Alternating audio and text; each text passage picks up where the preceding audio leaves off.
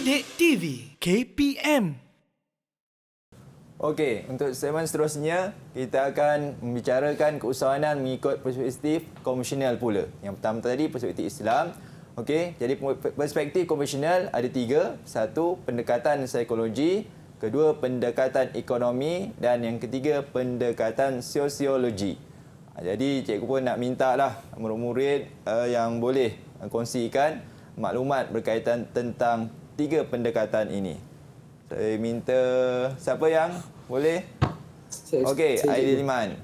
Okey, Aidil Iman, bentangkan ataupun kongsikan tiga pendekatan ini. Disilakan. Melalui perspektif konvensional terdapat tiga pendekatan. Yang pertama, pendekatan psikologi.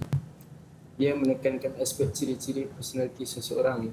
Contohnya, keperluan pencapaian dan berani mengambil risiko. Dia juga dikaitkan dengan gelagat diri yang lebih cenderung kepada fokus dalaman. Okey, pendekatan yang kedua adalah pendekatan ekonomi. Ia lebih menekankan kepada aspek keuntungan dan kekayaan. Dia boleh mendorong seseorang untuk melibatkan diri dalam aktiviti keusahawanan.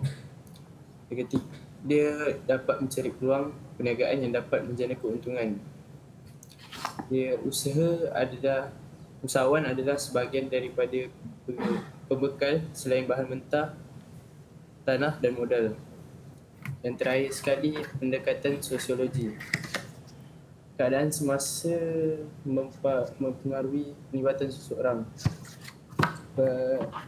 Perasaan tidak puas hati itu membuatkan dia melibatkan diri dalam usahawan untuk atasi masalahnya. Terdapat 4 faktor dorongan.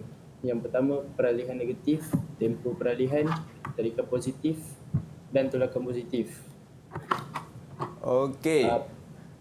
Tu ada tiga pendekatan yang diterangkan oleh Aidil. Okey, Aidil boleh terangkan tentang faktor dorongan peralihan negatif. Contohnya? Contohnya, orang tu kena buang kerja. Jadi dia ambil usahawanan ni sebagai kerjaya baru dia. Okey, tu antara beberapa faktor dorongan yang diketengahkan ataupun yang diterangkan dari sudut pendekatan sosiologi. Jadi kalau kita lihat daripada pendekatan psikologi, kan, maknanya pertama yang terakhir yang disebutkan ataupun dalam kata kejayaan dan pencapaian seseorang dipengaruhi dengan pelbagai faktor persekitaran, itulah yang mempengaruhi orang untuk terus mencari peluang keusahawanan ataupun peluang kerjaya dalam bidang perniagaan untuk mencapai kejayaan. Kemudian kalau kita lihat tentang pendekatan ekonomi pula adalah berkaitan tentang menjana keuntungan.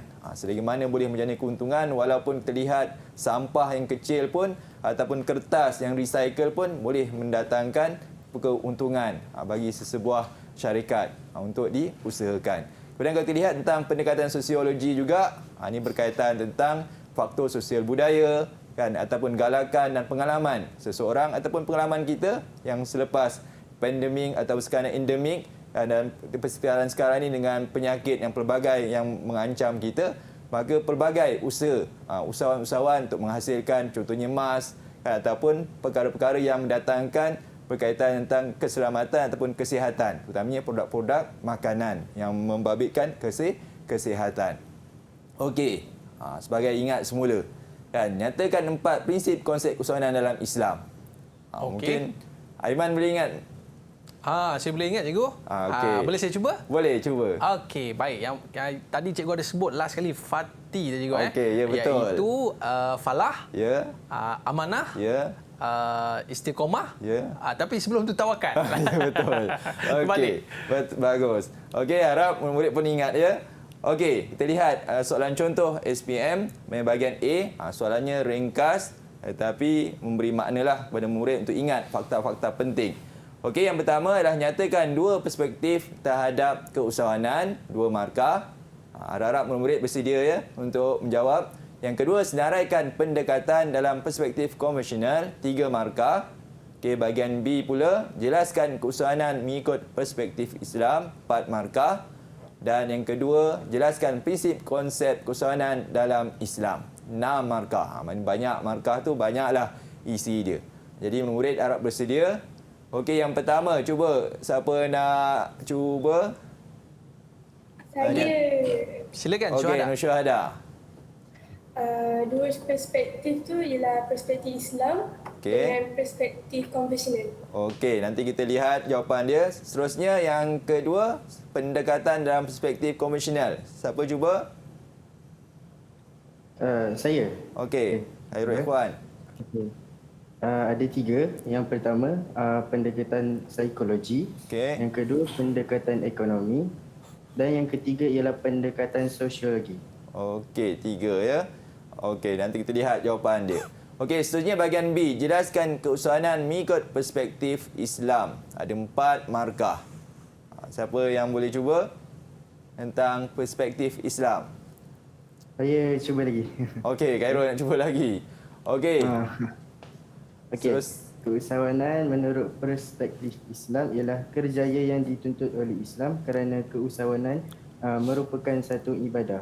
Okey. Okey. Yang kedua, keusahawanan adalah suatu bentuk ibadah umum dan keusahawanan juga adalah tuntutan fardu kifayah. Dan yang terakhir sekali adalah usahawan mempunyai martabat yang tinggi di sisi Islam. Okey. Seterusnya yang kedua, prinsip konsep keusahawanan dalam Islam. Saya Okey, Aidil. terdapat 4 perspektif dalam Islam. Okey. Yang pertama falah, iaitu berjaya menyelesaikan masalah ummah dengan mencipta sesuatu yang baru. Selain itu, amanah pula melatih menguruskan perniagaannya dengan baik untuk kesejahteraan diri, keluarga, pekerja dan masyarakat. Seterusnya, tawakal ialah menerima sesuatu dengan hati yang terbuka. Akhir sekali ialah istiqomah, iaitu tidak mudah berputus asa. Okey. Kita lihat jawapan tentang bahagian A tadi, perspektif Islam dan perspektif konvensional. Okey, betul lah. Maknanya yang paling mudah bahagian A, kita bagikan jawapan yang pendek, ringkas dan tepat.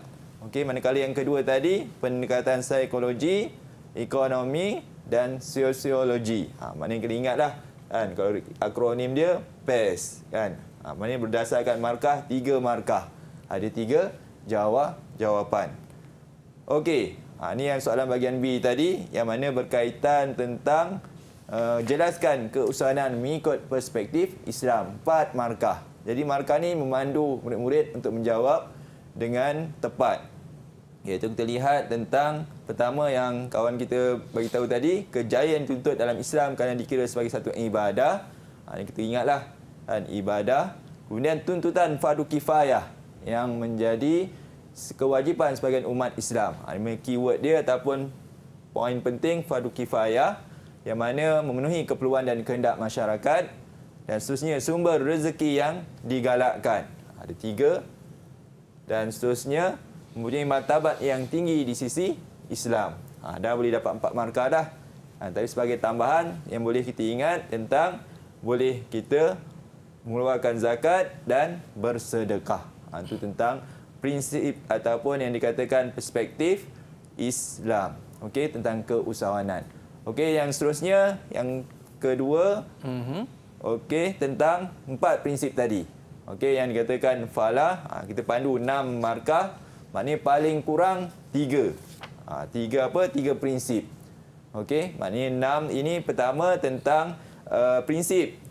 Kemudian kita terangkan dia. Okey, maknanya begitu juga. Ada 3, kita terangkan setiap 3 perkara itu dah mendapat 6 markah. Tapi kalau kita dapat 4 juga, kita terangkan semuanya, tetap dapat 6 markah, tak dapat 8 markah. Okey, mana yang kawan kita beritahu tadi, berjaya menyelesaikan masalah dengan mencipta yang baru. Ini paling ringkaslah poin penting yang boleh murid-murid tulis dalam kertas jawapan. Kemudian amanah, meneruskan perniagaan dengan baik.